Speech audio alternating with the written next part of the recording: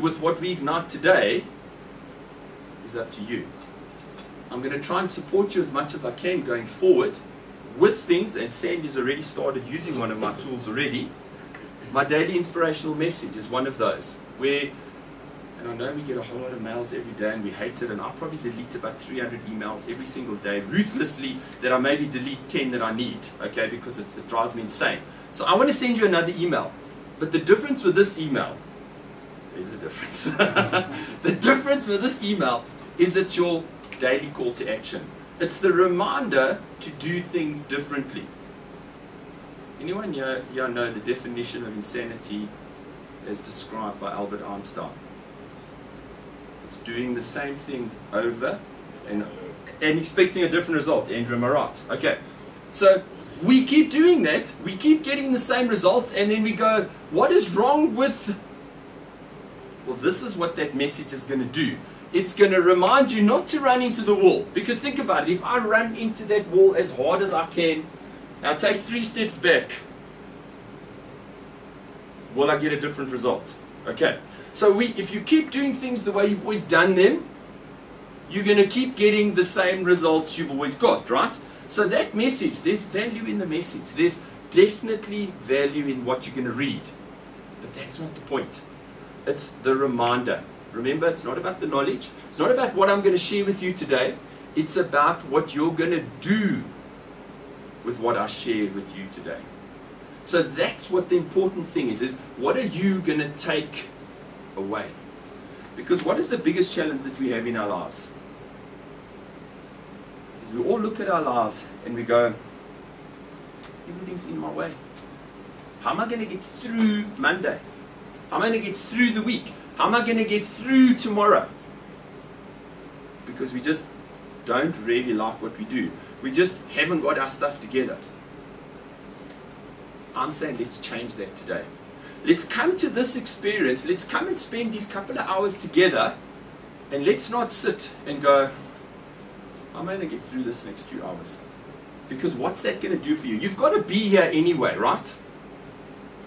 Asking that question is going to give you just a negative feeling, and you're going to think, I'm going to get through this. Let's change our thinking today, and let's just shift and ask a different question. Because the quality of your life is directly proportional to the quality of your questions. So if we ask a different question, and the different question is, what can I get from this experience?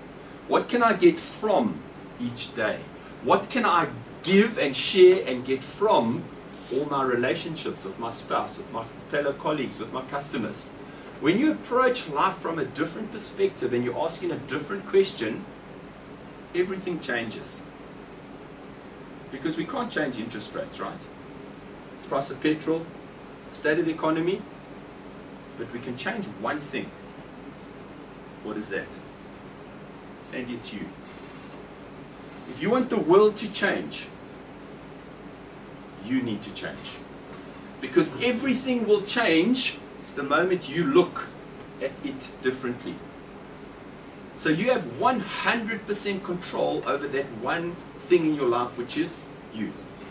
And how hard is it for you to change, how am I going to get through this morning, to what can I get from this morning? It's one decision, isn't it? How hard is that to make? What is the difference going to be in what you're going to get? Because ultimately, do you know how you get success, how you become successful? In business, in life, personally, with anything. You attract it. And I'm not talking about sitting in your lounge, in your room and settee with your hands on the steering wheel of your Ferrari, and then the next morning you peep out the window and it's in the driveway. I'm talking about attracting something by becoming what you need to be in order for that to be attracted to you. So success is something you become. Who's ever seen 2 4-year-olds running around a backyard? They chase each other for ages and they have no idea, and eventually even when they catch each other they go, well, what the hell was that about? That's what pursuing success is all about. You have no idea. 80% of people who win the lottery in the US, now we're not talking Mickey Mouse 10 million rand, right? talking $10 million, $30 million. Within 18 months, 80% of those people have squandered it, given it away, lost it. Why? Because they've been pulled out of homeostasis. Right now, there's a machine right up there which is maintaining the temperature in this room. If it gets too hot, the aircon comes on. Gets too cold, it heats up and brings the temperature back to this 19 degrees that it's set at the moment. You're exactly the same. You have something called your self-imposed comfort zone. Now that self-imposed comfort zone is nothing comfortable about it. It's just familiar. Because let's think about average. I want to take you to an average movie. But before we go to an average movie, how about we go and have an average dinner at an average restaurant with an average date? Who wants to do that in life? That's what your comfort zone is. Your comfort zone is average. Your comfort zone is not exceptional. Your comfort zone is not extraordinary. You need to stretch yourself. You need to want to become. As you become more, so you attract more. How do you become more? By asking, how am I going to get through the day, through the week, through the month, through the traffic? Or can I ask a different question? What can I get from this traffic jam? Beating my hands on the steering wheel, getting frustrated, this vein pumping in my head like this in the morning because the traffic stopped me, is helping me how?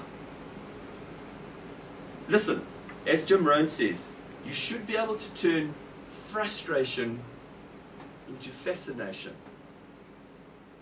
But picture this, okay? Driving to the airport, you've got 40